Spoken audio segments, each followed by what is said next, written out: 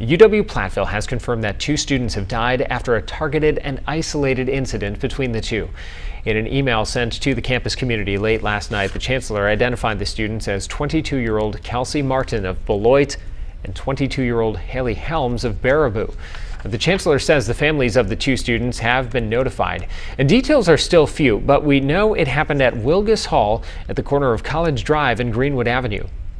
It was isolated, as I said, so that should give some pause, I would hope. It's something that we were there immediately to look into, and I'm not deliberately being vague. I apologize for that, but as I said, we want to make sure we get it right and protect the privacy of the individuals that were involved in this.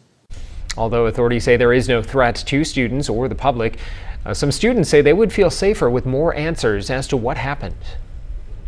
I biked up and there was a bunch of girls running out of the building outside, and they said that they heard 2 gunshots. The police hadn't arrived yet, and then I didn't really know what was going on, so I parked my bike and then I had to go get something from my room. So I went inside, and then as I was going inside, the cops were running in the other side, and then as I walked past first floor, I saw the cops kneeling next to a body on the floor, on the first floor, and then I just went upstairs, and then the cops came and said we had to get out. So. The university has now canceled final exams for the rest of the week. As the investigation continues, stay with 19 News for further updates as we learn more. May 17th, 2025. The sun beamed down on the University of Wisconsin-Platteville campus as hundreds of graduates adjusted their caps, their faces bright with anticipation.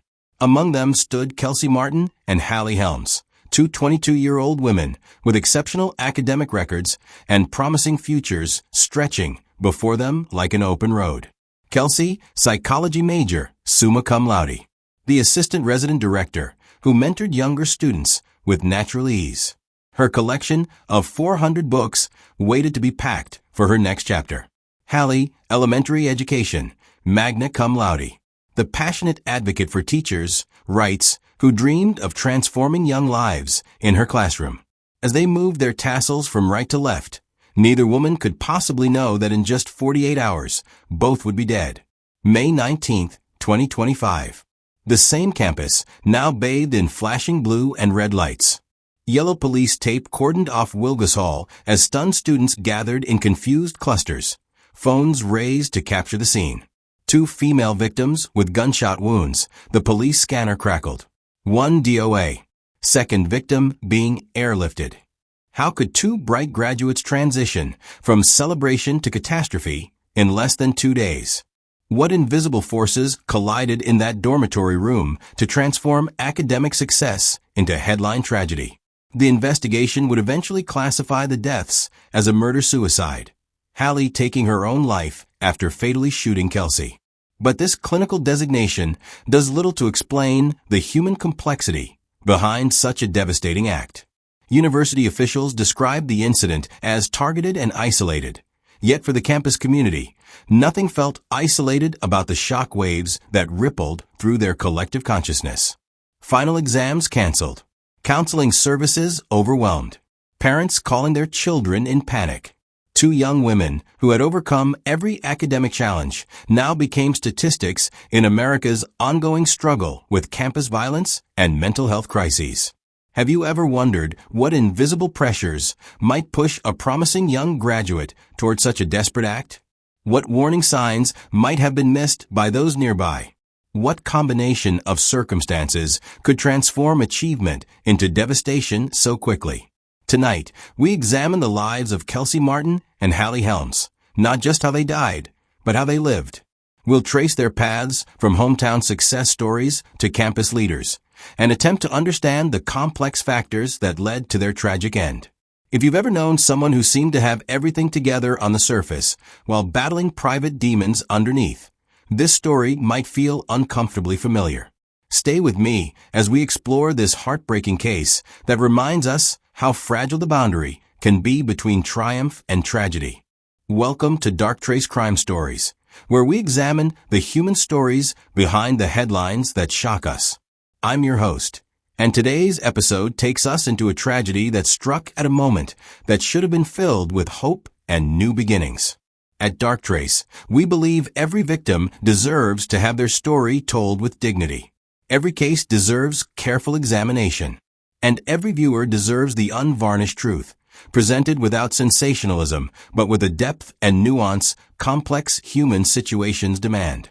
If you appreciate this thoughtful approach to true crime, please take a moment to subscribe to our channel and hit the notification bell. Your support allows us to continue bringing these important stories to light. The case of Kelsie Martin and Hallie Helms isn't just about two lives lost. It's about the intersection of academic pressure, mental health, campus safety, and the sometimes fragile connections between people whose paths cross during formative years. As we proceed, we'll respect the privacy of grieving families while seeking to understand what happened in those critical hours at Wilgus. Some details may be disturbing, but they're essential to comprehending this tragedy in its entirety. Kelsie Martin's story began in Beloit, Wisconsin, a mid-sized industrial city nestled along the Wisconsin-Illinois border. Growing up in this working-class community shaped her perspective and drive. While we've respected her family's privacy during this difficult time, those who knew Kelsie described her upbringing as one that instilled strong values of education, hard work, and community service. From an early age, Kelsie demonstrated exceptional academic abilities. Her high school teachers noted her analytical mind and natural empathy, qualities that would later serve her well in her chosen field of psychology. But Kelsie wasn't just academically gifted. She balanced her studies with practical experience, working as an assistant manager at Coral Cove Family Fun Center in South Beloit, Illinois before college. This indoor play facility gave Kelsie her first taste of responsibility and leadership. Colleagues remember her patient approach with children and her knack for resolving conflicts between young guests, perhaps an early indication of her future path in psychology. When Kelsie arrived at the University of Wisconsin-Platteville as a freshman, she experienced what many first-year students do, the challenging adjustment to college life. What set her apart, however, was how she transformed that experience into motivation to help others. The support I received during my first year made all the difference, she once wrote in her application for the assistant resident director position. I want to be that same support system for others. And she was. By her senior year, Kelsie had risen to become the assistant resident director at Wilgus, the same dormitory where the tragedy would later unfold. In this role, she supervised between 8 and 12 resident assistants and handled a wide range of campus emergencies, from mental health crises to reports of hate and bias incidents. Her academic record matched her leadership abilities. Graduating summa cum laude with a psychology degree, Kelsie was known for asking insightful questions in class and connecting psychological theories to real-world applications. Professors described her as someone who didn't just memorize concepts, but truly understood how to apply them to help people. Outside of academics and her residence hall duties, Kelsie had a passion that filled her personal space and free time: books. With a personal collection exceeding 400 volumes, she often spoke of her dream to create a home library someday. Friends recalled how she could discuss Russian literature one minute and the latest psychological research the next, always with genuine enthusiasm. She wasn't just collecting books to display them, said one classmate. She actually read them all. She could pull references from the most obscure texts to help explain a concept she was working through. This intellectual curiosity extended to her career aspirations in psychology and human services. Kelsie saw her future in helping people navigate their most difficult moments, a cruel irony given how her own life would end. What made Kelsie special to those who knew her wasn't just her academic prowess or leadership skills, but the way she made time for others despite her busy schedule. She was known to leave encouraging notes for stressed residents during finals week. She kept a jar of candy in her room for anyone who needed a quick mood boost. Small gestures that revealed a person who understood that sometimes the smallest kindnesses make the biggest difference. As graduation approached in May 2025, Kelsie had every reason to look forward to her future. Job prospects in her field looked promising. Her academic record opened doors to graduate programs. Her experience as assistant resident director gave her valuable skills in crisis management and leadership. No one could have predicted that just 48 hours after receiving her diploma, Kelsie Martin's promising life would come to a violent end in the very dormitory where she had helped so many others. While Kelsie Martin was growing up in Beloit, another young woman was forging her path about 100 miles away in Baraboo, Wisconsin. Hallie Helms came from this small city known for its circus history and proximity to natural attractions like Devil's Lake State Park, a place that would become significant in her personal story. Baraboo, with its population of roughly 12,000, provided Hallie with a close-knit community environment. Though her family has requested privacy during their time of grief, former teachers and friends have shared glimpses of Hallie's upbringing as one that emphasized education, creativity, and community involvement. At Baraboo High School, Hallie wasn't content to simply attend classes and go home. She immersed herself in a diverse array of extracurricular activities that reflected her wide-ranging interests. She was active in the art club, where she explored various mediums of expression. The computer club gave her technical skills that would later help her create her teaching website. She participated in the Gender Equality Alliance, showing her commitment to inclusion and equality from an early age. Perhaps most telling of her future path was her involvement in the Aspiring Teachers Group, where she began to develop the educational philosophy that would guide her college studies. She also found time for the knitting club, creating handmade items that friends say she often gave as thoughtful gifts. When Hallie arrived at the University of Wisconsin-Platteville, she brought this same energy and diverse set of interests with her. She declared elementary education as her major, approaching her studies with dedication that would eventually earn her a magna cum laude distinction at graduation. What set Hallie apart from many of her peers was her clear vision for her future classroom. She created a personal website where she articulated her teaching philosophy, emphasizing student-centered learning and inclusive education practices. Every child deserves a teacher who sees their full potential, she wrote in one blog post. I want to be that teacher who helps students discover strengths they didn't know they had. Her advocacy extended beyond the classroom. Hallie actively supported a federal bill aimed at raising the minimum wage for teachers, believing that educator compensation should reflect the crucial role teachers play in society. She wasn't content to simply enter the profession. She wanted to improve it. Outside of her academic pursuits, Hallie maintained personal interests that brought her joy. She had an extensive collection of nail polish, with a particular fondness for sparkly varieties that friends said matched her bright personality.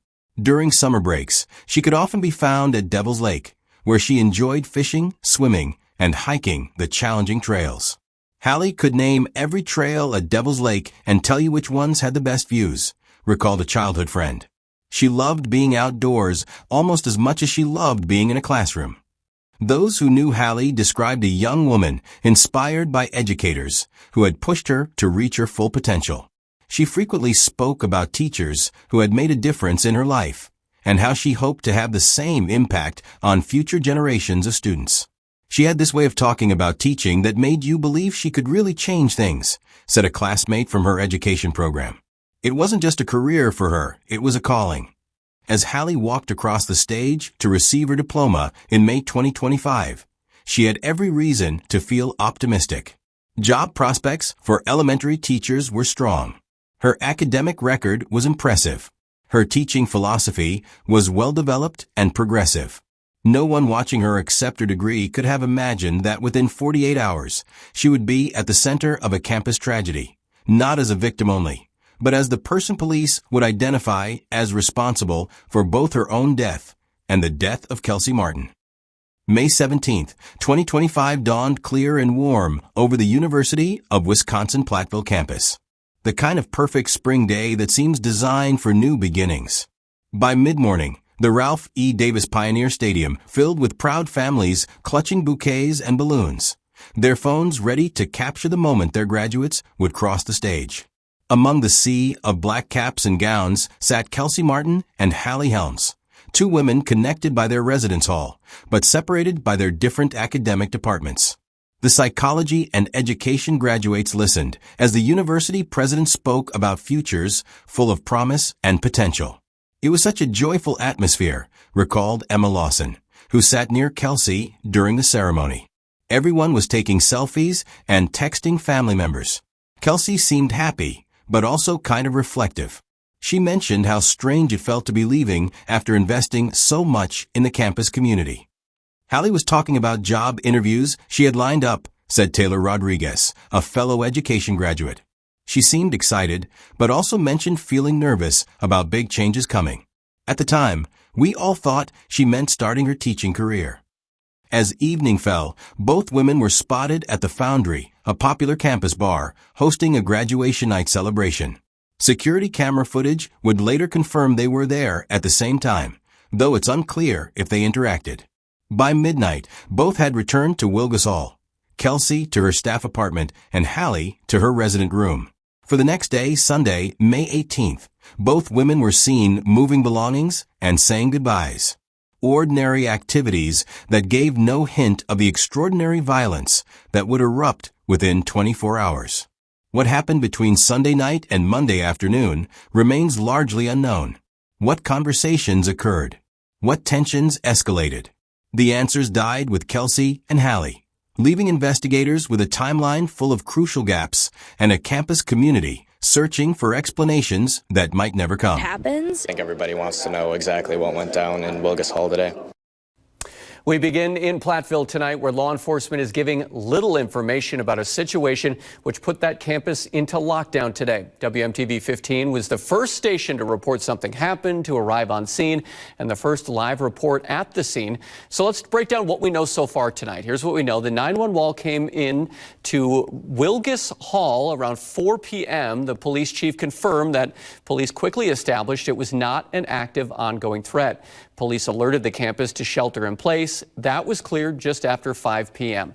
I was kind of terrified for a second, honestly. It's kind of something that you hear happens, but nothing that you actually think is going to happen to you and your school until it happens. And it's insane to see stuff like this happen. Students shocked and confused as they know very little about the incident. I've heard some things here and there. I'm not exactly sure what has been going on. It seems very organized out here with the force. I wish that they would tell us some more stuff. What those students said to me as they were walking out the door was just utter frustration and disappointment with the lack of information that they were told tonight.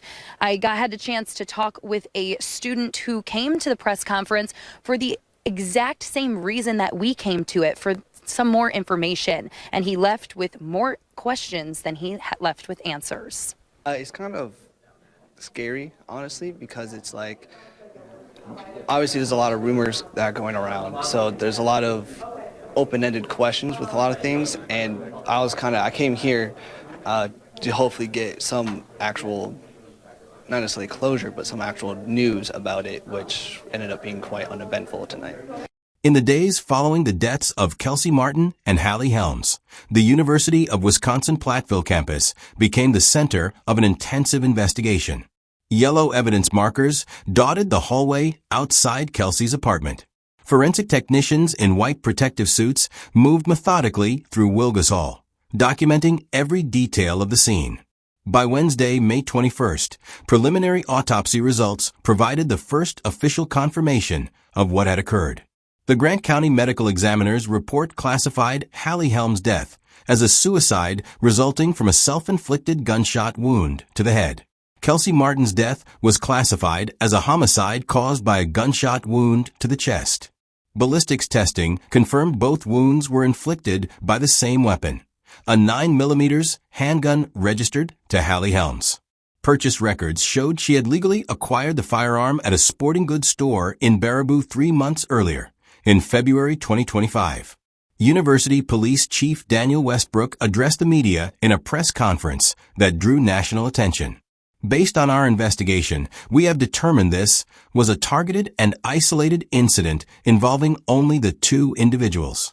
There is no ongoing threat to the campus community. We can confirm this case is being investigated as a murder-suicide. When pressed for details about potential motives, Chief Westbrook remained circumspect. Out of respect for the families and to maintain the integrity of our ongoing investigation, we cannot speculate on motives at this time. We are conducting a thorough examination of all evidence, including electronic communications and witness statements. This careful statement did little to quell the questions swirling through the campus community. What could possibly have driven Hallie Helms, a magna cum laude graduate with a passion for teaching, to such a violent act? What connection existed between these two women beyond their residence in the same dormitory? Police confirmed they were examining both women's phones, computers, and social media accounts for clues. They interviewed friends, classmates, and faculty members who knew either woman. Yet no clear narrative emerged to explain the tragedy. The most challenging cases are often those where the individuals involved can no longer tell their stories, noted forensic psychologist Dr. Rebecca Langford, who was not involved in the investigation but has expertise in campus violence. Investigators must piece together motives from fragments of evidence, and sometimes the full picture never emerges. As the investigation continued, the university community struggled to process the shock. University President Thomas Garrison announced the cancellation of all final exams for the remainder of the week, allowing students to return home early if they wished. Our campus has experienced an unimaginable tragedy, Garrison wrote in a campus-wide email. At this difficult time, we must prioritize the mental health and emotional well-being of our students, faculty, and staff. The University Counseling Center extended its hours, bringing in additional therapists from nearby institutions to help meet the sudden demand. Group counseling sessions were held in residence halls and academic buildings. Local churches opened their doors for prayer services and community gatherings. On Friday, May 23rd, just 1 week after what should have been a joyous graduation ceremony, the campus gathered for a different purpose. A memorial service held on the Central Mall drew hundreds of mourners, despite many students having already departed for summer break. 2 empty chairs sat at the front, draped with the university flag and adorned with the graduation caps Kelsie and Hallie had worn just days earlier. Faculty members from the psychology and education departments spoke about the academic contributions and personal qualities of each woman. Friends shared memories that highlighted their kindness, ambition, and potential. Notably absent from the service was any mention of how they died. The focus remained firmly on how they had lived and what they had accomplished during their time at the university. As the investigation continued behind the scenes, the campus community began the difficult process of healing, knowing some questions might never be fully answered. One of the most perplexing aspects of this case remains the nature of the relationship between Kelsie Martin and Hallie Helms. Despite living in the same residence hall, they moved in different academic circles, Kelsie in psychology and Hallie in education. They weren't roommates. Kelsie had a staff apartment as assistant resident director, while Hallie occupied a standard resident room elsewhere in the building. University housing records confirmed that Hallie had lived in Wilgus Hall for 2 semesters, placing her under Kelsie's supervision in an official capacity. As assistant resident director, Kelsie would have known all residents by name and would have been responsible for addressing any policy violations or concerns involving Hallie. Their relationship would have been primarily professional, explained former residence life coordinator Marcus Chin, who has experience with similar campus housing structures but wasn't affiliated with UW-Platteville. The assistant resident director role creates a power dynamic. They're not peers in the residence hall hierarchy. This professional connection raises questions about potential conflicts that might have occurred. Did Hallie face disciplinary action? Was there a housing dispute as the semester ended? Police have not released information about any formal complaints or incidents involving either woman. Social media analysis revealed minimal public interaction between them. They weren't connected on major platforms, didn't appear in photos together, and had no obvious friend groups in common. This digital distance suggests they weren't close friends outside their residence hall connection. Without clear evidence of a close relationship, experts have considered various scenarios that might explain the tragedy. Murder-suicides often stem from perceived grievances that have festered over time, explained forensic psychologist Dr. Amelia Ramirez, speaking generally about such cases. The perpetrator may believe they've suffered an injustice or betrayal that can only be resolved through violence. What appears minor to outsiders may feel catastrophic to someone in crisis. One theory involves potential conflict related to end-of-year housing procedures.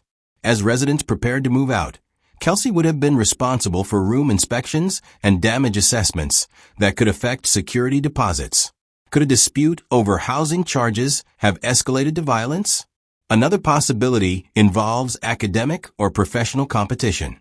Both women were high achievers graduating with honors. Could there have been conflict over a scholarship, award, or job opportunity that created tension?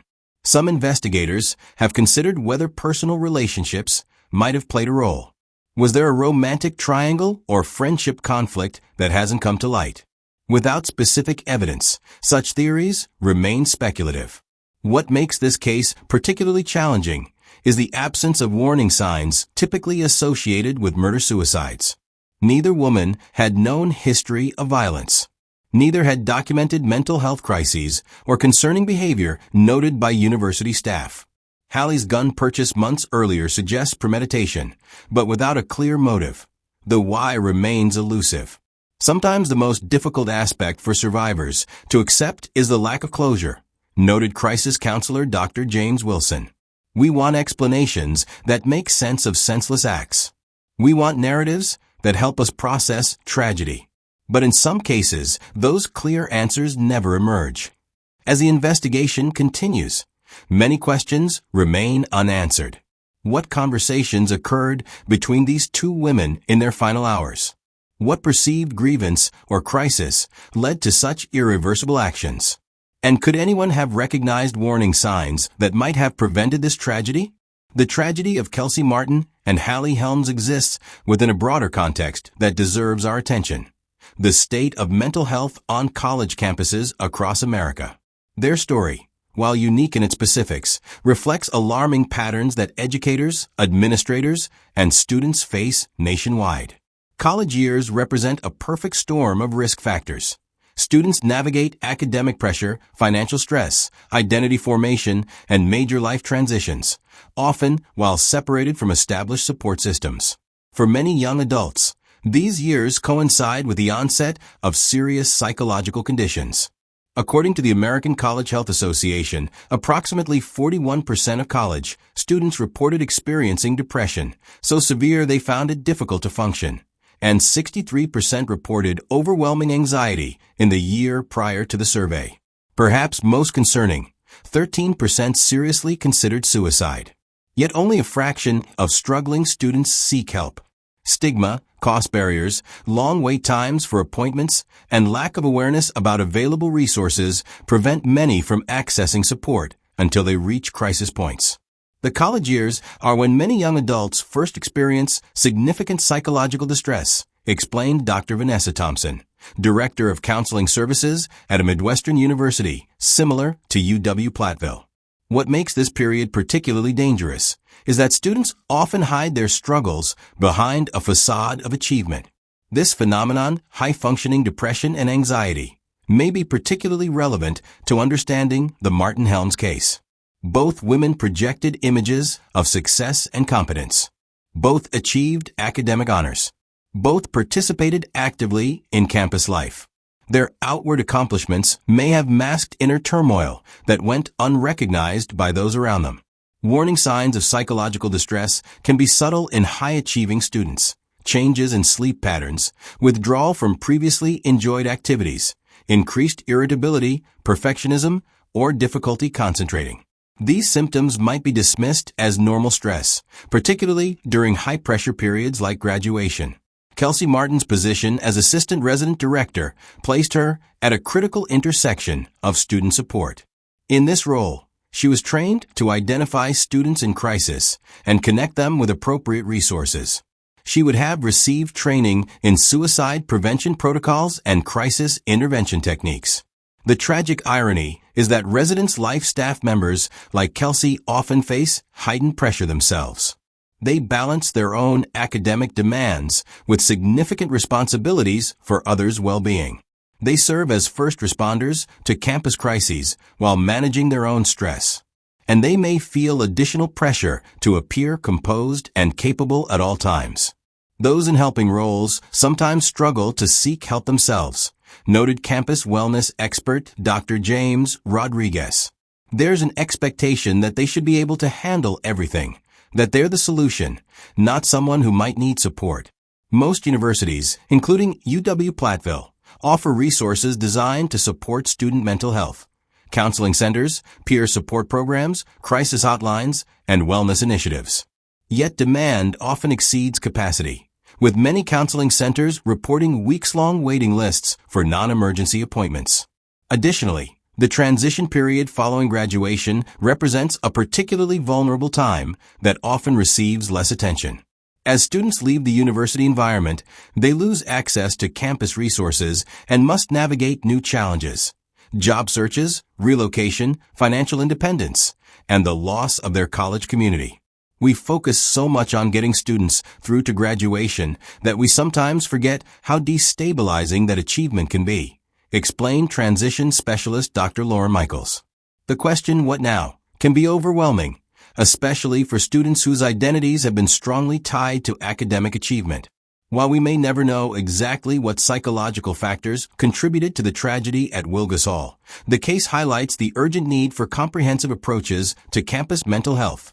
Approaches that recognize high achievement doesn't preclude psychological distress, that understand the unique pressures facing student leaders, and that provide seamless support during major transitions like graduation. The deaths of Kelsie Martin and Hallie Helms should serve as a powerful reminder that even those who appear most successful may be fighting private battles that require compassionate intervention. The impact of their deaths continues to resonate throughout the university. The psychology department established the Kelsie Martin Mentorship Award, given annually to a student who demonstrates exceptional commitment to supporting peers. The education program created the Hallie Helms Future Teacher Scholarship, helping aspiring educators with financial need pursue their degrees. We wanted to honor who they were in life, not how they died, explained Professor Elizabeth Chun from the psychology department. Kelsie's legacy is one of compassionate leadership. The students who receive her namesake award embody her spirit of service. Beyond these formal recognitions, the tragedy prompted substantive changes to campus policies. UW-Platteville implemented a comprehensive staff wellness program specifically designed for residence life employees, acknowledging the unique stresses they face. The university expanded its counseling services and created a dedicated transition support program for graduating seniors. As we conclude our examination of this case, we're left with a poignant reality of two promising lives that ended far too soon. Kelsie Martin never had the chance to apply her psychology degree to helping others through crisis. Hallie Helms never stood before her first classroom of elementary students. Their potential contributions to their communities and professions remain forever unrealized. Their story reminds us of the fragility that exists beneath the surface of achievement, and the critical importance of creating environments where struggling individuals can find support before reaching points of desperation. If this story impacted you, please subscribe to Dark Trace Crime Stories for more in-depth examinations of cases that matter. What other campus tragedies should we cover next? Share your thoughts in the comments below.